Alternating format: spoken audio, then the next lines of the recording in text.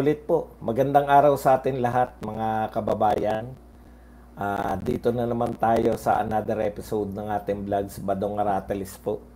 Pag-uusapan natin ngayon, ito po, no, yung karagdagan dahilan na nakikita ng ibang mga tao. Kasi kanina napag-usapan na natin na yung mga posibleng dahilan kung bakit kung bakit tinanggal ito po si General Torre bilang PNP chief. Ngayon po sa kasalukuyan hindi pa po nagsasalita no si General Torre. Kaya siguro wini-weigh niya yung option niya kung siya ba ay tatanggapin niya. Kasi po ayon po sa mga dating PNP chief, lalo na kay Senator Bato, hindi po pwedeng dalawa po yung 4-star general. Amik TV 45, thank you very much sa 999 pounds. Para sa pagkasibak kay Torre, it will be the part of history. Okay, tama po, no? History. Ang galing mo, Amik. Part na ng history. Okay. Yung mga una po natin binanggit na posibleng dahilan, yun na nga, no? Yung legit po yan. At yan po ang sinabi ni John Vic Remulla na hindi talaga uubra, no? Sabi nga, thank you, Inday Bidak. Sabi nga ni Remulla, may sinabi siyang termino sa masakit. Ano yung sinabi niya na teka lang, gusto kong ano yun lang yung mismong sinabi ni Remulla kung bakit sinibak.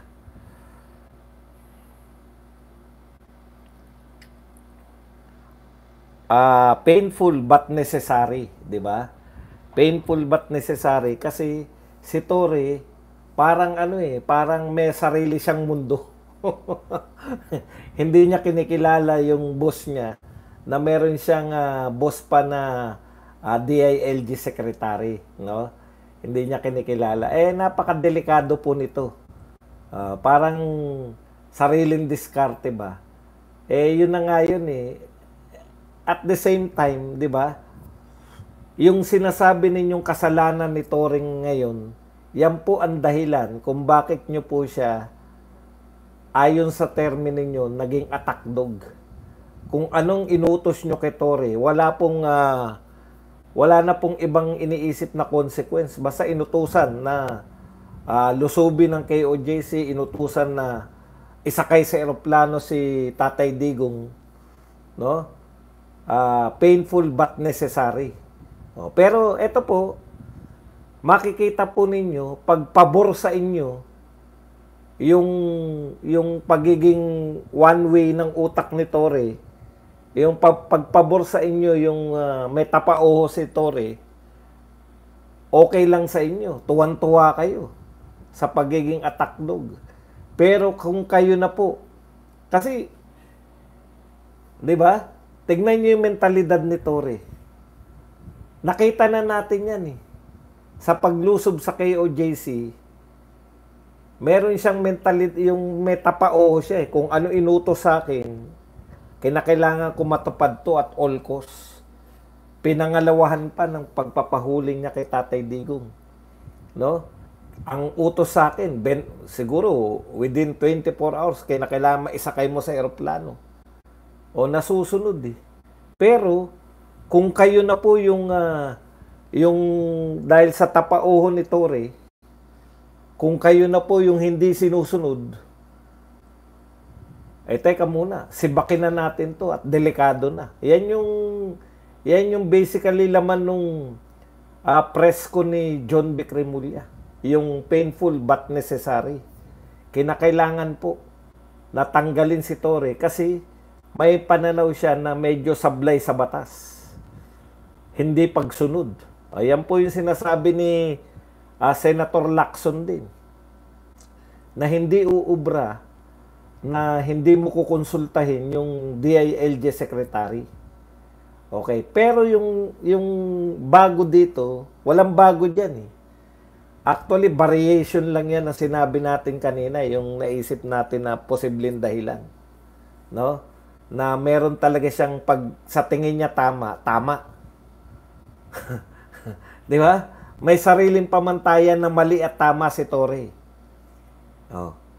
Yan, isa lang yung sinasabi ni DILG, Remulla at saka ni Senator Lacson. Yung tendency ganyan, delikado yan para sa mga namumuno. Kaya dapat kalusin na kagad si Torre. Okay. Makikita po natin yan. Biruin mo, mga regional director yan. Tapos syempre, dahil siya yung nag-assign, ang loyalty sa kanya, hindi sa DILG. Yun yung problema nila. Yun yung pinoproblema nila. Ang loyalty ng mga chief of police ng bawat region kay Torre, hindi sa DILG. O, yan po yun, yung sinasabi nating labanan sa pagitan, impluensyahan. Siyempre, pipilit ni Remulla na siya yung masunod. So, wala nang bago dyan. Pero yung nakita ko at na-overlook natin, hindi natin nasabi kaninang umaga, na napa-oo nga ako, yung pong sinasabi na yung ambisyon ni Torre, mukhang nakakarating po sa Malacanang na yung ibang classmate di umano ni Torre, ayon dito kay Amy Marcos, na kapatid at pinsan ni Martin. Kapatid ni BBM at pinsan ni Martin. Basahin lang natin, no? Kung ano yung sinabi ni Amy Marcos. Una, umaayon siya doon, no? Ang alam ko lang, balita ko doon sa appointment ng RD at iba pa, talagang hindi sila nakipagkonsulta kay Secretary John Vic. Ay di naman tama yon. Siyempre, may boss tayong lahat. Boss niya si John Vic. Yun po yung conflict, no? Pag yung boss mo, ang problema, mas popular pa siya kay John Vic. Siguro sa tingin ni Torre, sa tindi ng ginawa ko rito sa presidente na to, hindi ako kayang tanggalin ito. Dahil po tiyan, tindi ng ginawa ko kay Kibuloy. Ang tindi rin ang tindi ng ginawa ko kay Pangulong Duterte. 'Di ba? Yun yung isip ni Torre, kaya walang wala siyang duda na nasa kanya yung loyalty ni BBM. Pinuri pa siya. Hindi si John Vic, yung boss niya, hindi pinuri sa SONA. Siya ang pinuri. Okay. Pero ito po, sabi po ni Amy, ito yung nakaligtaan natin at napa-oo nga ako. Ikalawa, masyadong maingay at maugong na nagmamalaki yung ibang classmate niya na tatakbong presidente o vice-presidente sa 2028. At nakita nang nakapaskil ang kanilang mukha. Sabi pa nga ng iba, di lang pala politiko ang epal. May nakikita na pala na nakapaskil ng mukha ni Torre. Mukhang patakbo na po sa 2028. Dyan ka pantadali talaga. Bukod dun sa sinabihan mo na yung mga adik ay pangit. Sa tingin ko, yung isa... Alam nyo naman po yung mga powers that be, di ba? Alam nyo po yung mga makakapangyarihan tao. Bawal taluhin yan. Yung isang makapangyarihan tao, na asawa ng ating... wag na nating sabihin kasi unofficial yung kanyang pagiging powerful. Baka may nasaktan ka nung sinabi mong ang lahat ng adik ay pangit. Tapos, siyempre, si Martin, alam na po natin, kaya nga po naganap tong mga pagtatangkang tanggalin sa pwesto si BP Sara through impeachment, no? Para ma-eliminate yung kanyang mga posibleng katunggali sa 2028. Tapos ikaw, magiging sikat ka, sisikat ka. Sumisikat si Torre. Aminin man nila hindi, yung same thing na ginagawa ni Tatay Digong, war on drugs, yun po yung nagpapasikat kay Torre. Aminin man yan ng mga loyalista at hindi.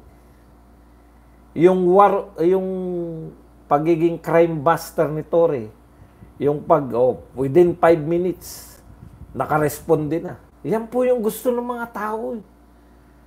Nakatangian ni Tatay Digong yung rumuresponde talaga sa krimen. Yung nagko-conduct talaga ng tunay na war on drugs. Kay Tory lang may nahuhuli, di ba? Sa panahon ni Marbil, panay mga droga lang yung nahuhuli. Oh. Tapos, sinimulan po ng mga dilawan. Pinopromote nila si Tory na posibleng maging kandidato. Marami pong dumidikit sa atin, mga dilawan.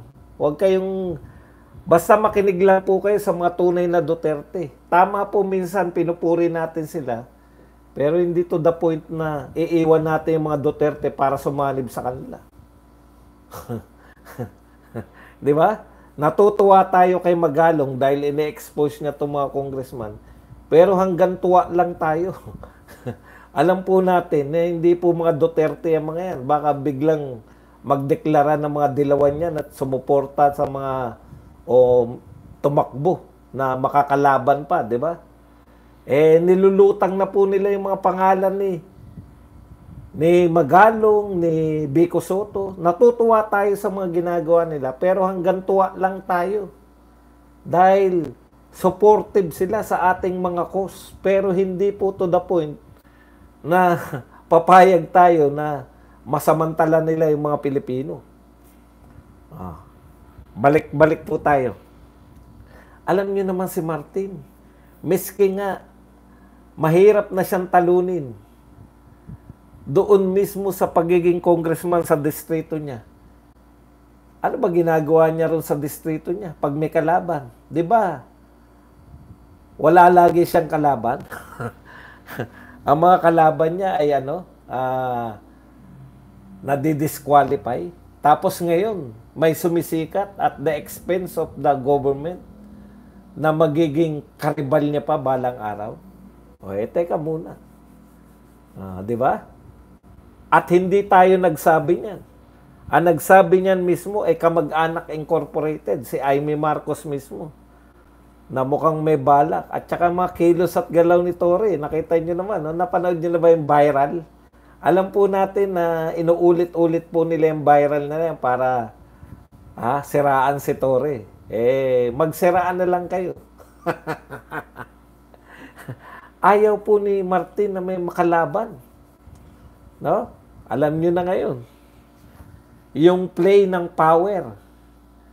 Kaya, okay. Pero ang pinakamaganda po para sa akin, pinaka-sincere. Kasi yung iba, sausaw lang eh. Ako po, ang pinaka-sincere na nagsasalita ngayon sa nangyari kay Torres, si Senator Bato. Una, dati siyang chief PNP. Alam niya yun eh. Alam niya yung galawan ng chief PNP. Alam niya rin na may reform siyang ginawa. Katulad din ni Torre ngayon, may reform na ginagawa. Ang ganda ng pagkakasabi ni Senator Bato. Dahil ramdam mo talaga yung pagiging makatao nitong mama na to. Sabi po ni Senator Bato, galit ako sa kanya. Kay Torre po to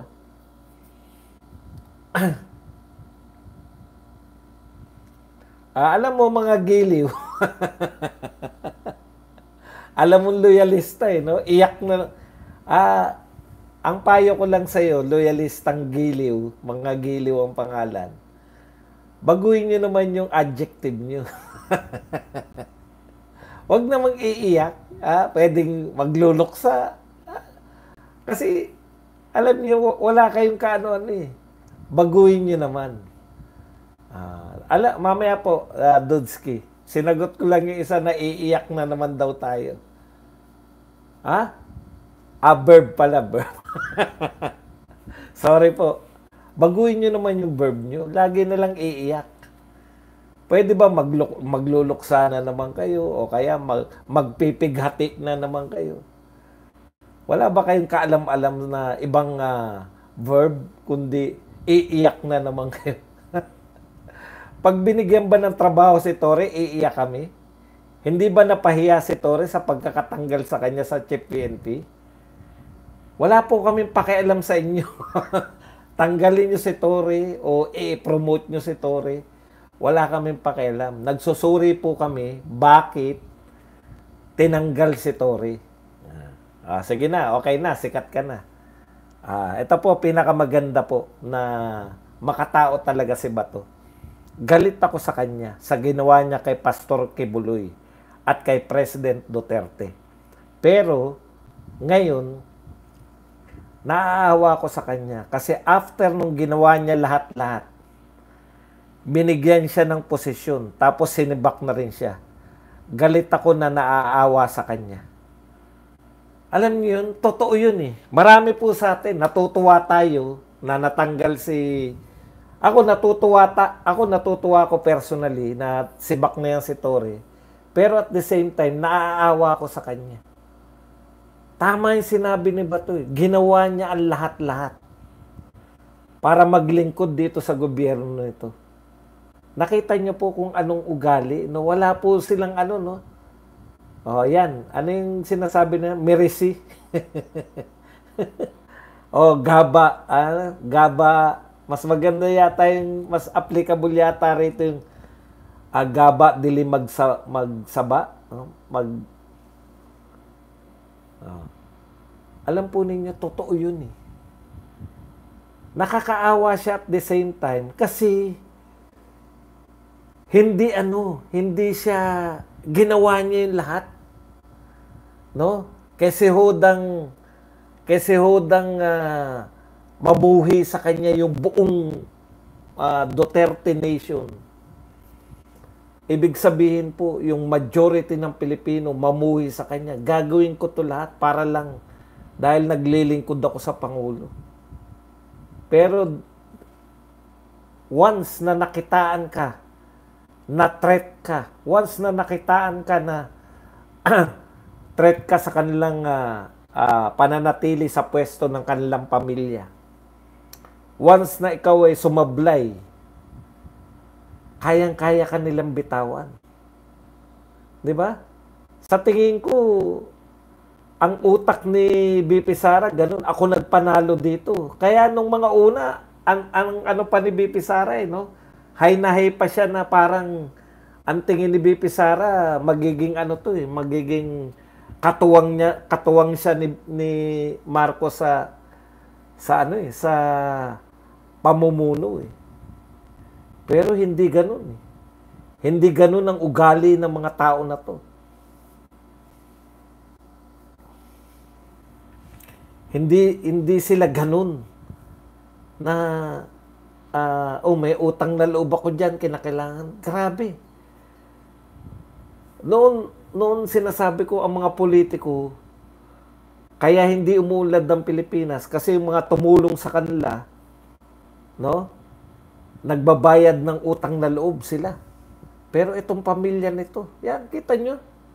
Yung ginawa kay BP Sara, na matapos ipanalo sila ni BP Sara, opo, sa mga nakikinig na loyalista dito, sasakit ang dibdib nyo. Ganun sana, maraming verb. Sasakit ang dibdib nyo. No? Sa pagsasabi ko ng totoo, si BP Sara ang nagpanalo sa presidente nyo. Pero matapos ang lahat, ang ginanti kay BP Sara, pinasama para lang ma-eliminate as possible opponent sa 2028 ng kanilang kamag-anak incorporated. Masakit sa mga loyalista yan, sa inyong mga loyalistang nariyan na nakikinig ngayon. Pero yan ang katotohanan. Mas masakit sa amin yung ginanti nyo. Alam na nga namin, kami nagpanalo sa inyo. Pero, nung binasuran nyo si BP Sara, tinuloy-tuloy nyo. Buhat nung sinimulan nyo, hanggang natabunan niya ng itinatago ninyo. Okay na yan. Hindi. Your 1 minute of fame is up. Hindi mo makokontrol tong aking channel. Wala po sa kanila yan. Ay, oo, tama yan. Si Elizabeth na Oropesa eh. Loyalista talaga yan. Amik. Nakalimutan ni Tory na si BP Inday nga, tinabla ng admin. Siya pa kaya? Correct. Thank you very much sa padoble, Amik. At sinadya po nila yun, no? Sinadya po nilang pasamain si BP Sara. Minsan nga, sinasadya pa nila na yung parang pinaka-imposible na lahat sinisisi nila sa mga Duterte kahit na sa kanila na naganap. Yung mga nasagasaan sa NAIA. Imagine niyo nasagasaan sa NAIA. Sinisisi nila. Ngayon, hanggang ngayon may pagtatangka pa rin. Ano sabi ni Bunoan? Yun daw tinignan ni Pangulong Marcos ay posible na gawa ng Duterte. Nagtatangka pa rin po sila na magagalit na naman tayo dahil akala nila yun yung formula ng galit natin. Akala nila madadivert na nila tayo pag nagalit na tayo. Tama yun. Ginalit nila tayo sa Quadcom habang sila tawa ng tawa. Parang alam na natin yung naganap eh. Galit na galit tayo. Bakit inuugnay yung pogo sa war on drugs? Bakit inuugnay? Sinasadya po pala nila talaga yun. Para magalit tayo dun, hindi natin sila masilip habang sila po ay tayo ng mga flood control projects. Mind you, paalala ko lang po, hindi po flood control project lang ang dumaan sa kanilang pondo. Ibig nyo sabihin, magnanakaw lang tayo sa flood control, pero sa iba, na mas malaki. Mas malaki po. Kung ang flood control project ay 1.4 billion a day, magkano kaya yung farm to market road? Magkano kaya yung ibang kalsada, ibang tulay? Lahat po yan. Pinagdududahan na natin yan ngayon na nagkaroon ng malaking nakawan. Hindi lang po sa flood control. Yung flood control project po, very obvious kasi. Bakit po very obvious? Umuulan, apektado tayo, bumabaha. Paano yung mga nakatagong farm to market road? May naghanap na ba? Yun nga very obvious na flood control program. Hinahanap pa ni Pangulong Marcos bago makita. Paano yung farm to market? Kaninong farm nagbumula yung kalsada? May naghanap na po ba? Wala pa tayong naghanap. Wala pa po naghanap niyan. Pero tiniti ako sa inyo. Marami din pong anomalya yan. Alam nga naman yung contractor. Alam nga naman sabihin ng DPWH at mga congressman, yung mga contractor lang sa mga contractor, dito lang po tayo dito lang po tayo magnanakaw sa mga flood control project. Pero sa mga kalsada po, hindi po natin nanakawan yan. Pwede bang sabihin yun? Kung samahan na namang magnanakaw yan. Kaya, ano't ano man ang ginagawa nila, ang dami pong pagtatangka ngayon na scapegoating. Bigyan ko po kayo ng halimbawa. Hindi na nga umubra na pag-usapan yung pong extradition. Hindi natin pinansin ganun ba? May extradition ba? So what? Alam naming meron, alam naming gusto nyong isurrender si Pastor Kibuloy. Pero focus kami dito. Hindi nyo na kami malilito. Ano pa ginawa nila? Iimbestigahan daw yung extradition. Puta, iimbestigahan pa yung extradition ni Apollo Kibuloy. Di lalabas na naman yung, ako po ay biktima ni Kibuloy, etc., etc. Lalabas na naman yan. Focus kami sa trilyong pisong ninanakaw ninyo. Hindi nyo na magagawa yung mga dati nyong ginagawa. Alam nyo, naisip ko lang, pinagtatawanan tayo. Nakita nyo ba reaction nila? Siguro lang, inugnay natin yung pogo tsaka yung war on drugs. Galit na galit yung mga Duterte. Natutuwa po sila pag nagagalit tayo. Bakit? Habang pinupukusan natin, sila'y nagbabato eh. Ito ang isyong gusto namin pag-usapan nyo, na itatago nila tong mga pagnanakaw nila sa flood control project at sa iba pang mga infrastructure projects.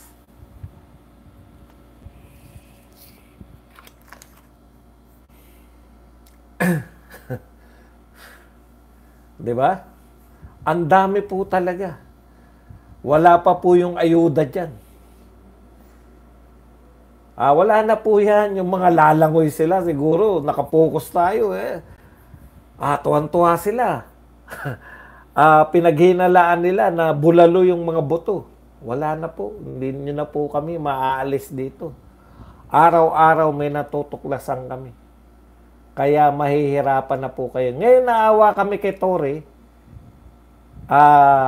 Galit at awa, pareho namin nararamdaman kay Torre. Pero isang araw na po yan, tapos na po yan, ano man na maging katwiran ninyo, kaya nyo tinanggal si Torre, balik na naman kami rito sa flood control. Hindi nyo na magagawa sa amin yung diversion na kinalimutan namin yung mga insertion sa budget. Ngayon, focus talaga kami. Parang ganito lang yan, nagda-divert. Eto, may loyalista dito, di ba? Type ng type. Pinansin na kita, hanggang dyan na lang yan. Okay. Ano po yung mga ginagawa nilang mga pandadivert? Katulad po nito, House Bill wants jail time, hefty fines for fake news peddlers.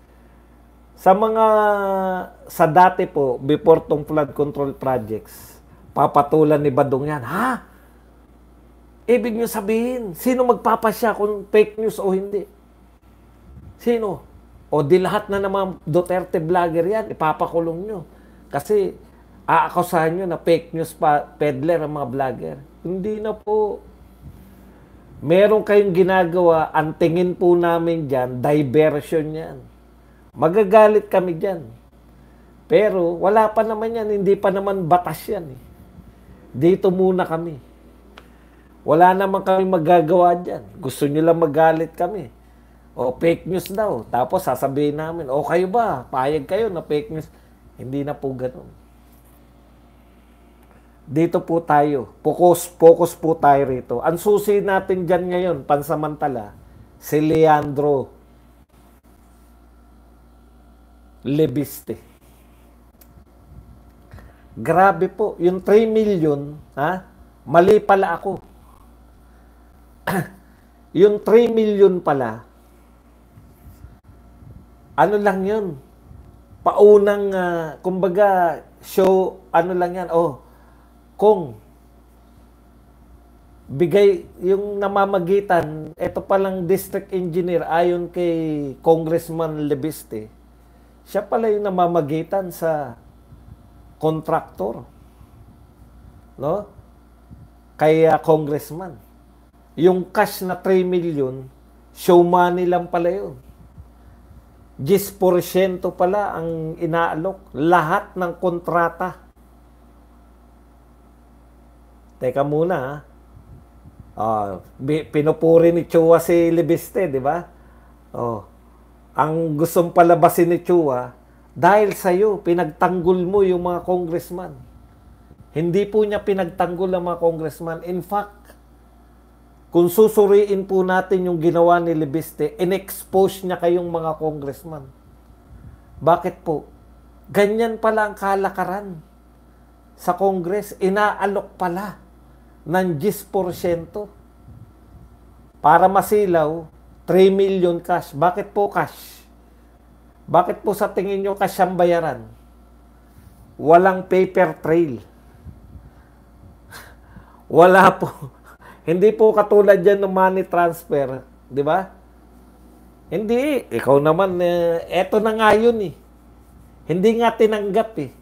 Ngayon, kung yung mga nagsasabi po scripted, gusto nyo pong wag natin paniwalaan si Leandro Lebiste. Susi po to. Ibig sabihin, eto tanong ko sa inyo, yung mga hindi naniniwala. Susi po yan. No? Bakit? Ibig nyo sabihin, kaisa-isang congressman na inalok ng 10% si Leandro Libiste? Mag-isip po kayo. Ito ba ay si Libiste lang? Isang bagitong congressman lang? Siya lang ang tanging inalok ng 10%? Walang gagawin? Ituloy-tuloy lang yung trabaho? Alam niyo po kung magkano? 360 million ang 10% ng 3.6 billion. 360 million ang 10% ng 3.5 billion. Mga kapatid, pag-isipan nyo. Ibig nyo sabihin, yung mga datihang congressman, walang alok sa kanila. Isang bagong congressman lang ang aalokin.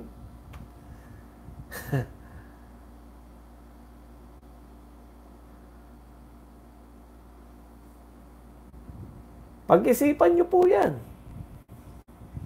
Wala po tayong, sabi nga, mahirap patunayan. Kaya yung hamon nila kay Magalong, pumunta ka rito. Magdala ka ng mga dokumento, magdala ka ng patunay. Anong patunay?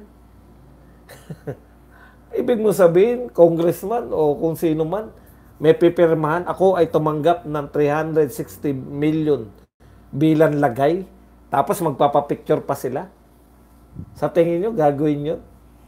Hindi po gagawin yun. Kaya wala pong dokumento dyan, wala pong ebidensya. Ang ebidensya po ng katiwalian dyan, yung mismong project. Kung ghost project yan, pucha, wala nang ibang ebidensya dyan.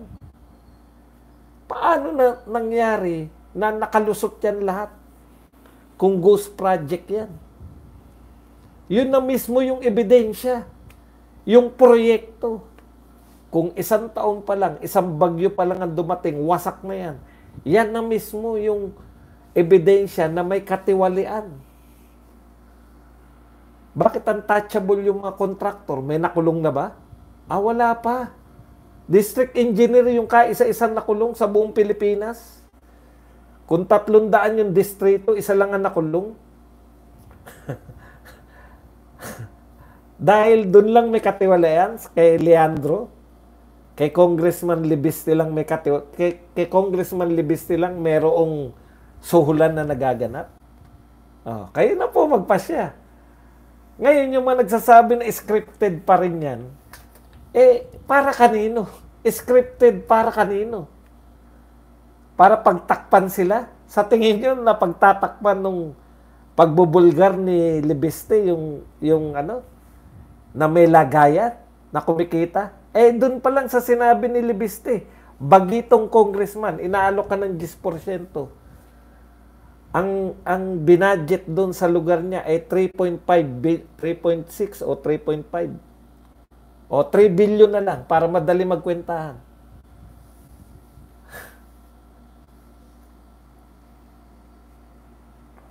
$3 billion ay 300 million. Pucha, paano mo kikitain yan?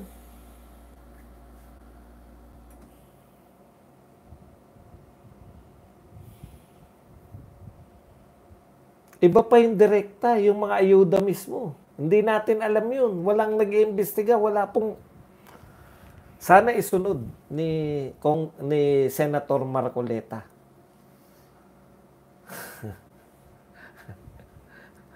Ang tanong, congressman lang kaya?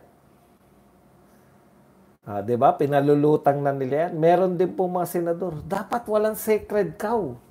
Hindi lang po. Kaya po congressman, kasi marami sila. Nakakalat. Wala kayang senador?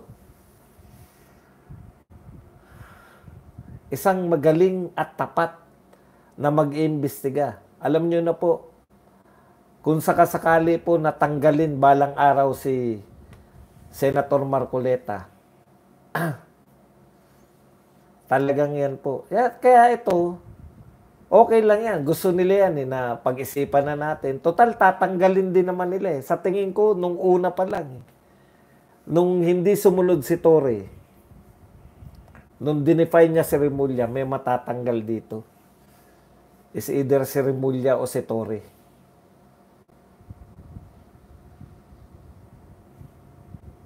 Nakakompromiso na po yan. Si President, ang dami niyang kompromiso kay Remulla dahil si Tatay Digong mismo. Kaya namili sila. Sinong hindi sila ganong masasaktan? Remulla o Torre?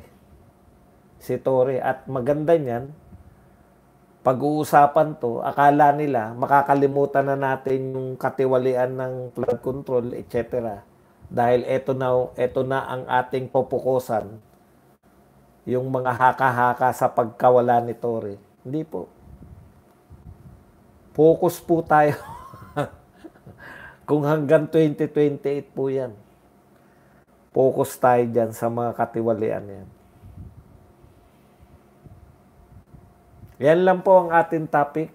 Pwede na po kayong magtanong, pwede po kayong magbigay ng reaksyon at higit sa lahat, pwede po kayong magpakape. Pwede rin po kayong mag-likes, no? 1,100 po tayo, 350. Alam nyo po, kung nagugustuhan nyo po yung mga talakayan natin, i-appreciate nyo po sa pamamagitan po ng likes. Likes po ang katumbas niyan. Habang nagla-likes po kayo, mare-recommend po tayo ng kung sino man nagre-recommend. Basa na po tayo. Kahit ano pa tago nila, sir, sa corruption. Alam na alam yan dito sa Batangas. Sabi ni Six Sense. Nagkasuhan dito sa amin sa laki daw ng bigayan, ang iba tahimik lang. Taga Batangas din ba siya, no? Si Luistro. Taga Batangas si Luistro, di ba? Yung nagtalak lang si Luistro na dahil kay speaker kaya bumabaha ng pera, di pa ba ebidensya yun? Habang tumatagal ang congressman dyan sa pwesto niya, lalong tumataas ang appointment fee nila. Tignan nyo nga, kayo na nagsasabi. Ito bagito, 10%. Yung matagal ng magkano kaya? Ilang porsyento kaya? Samantalang ang daming naghirap kung sa ibang bansa yan na death penalty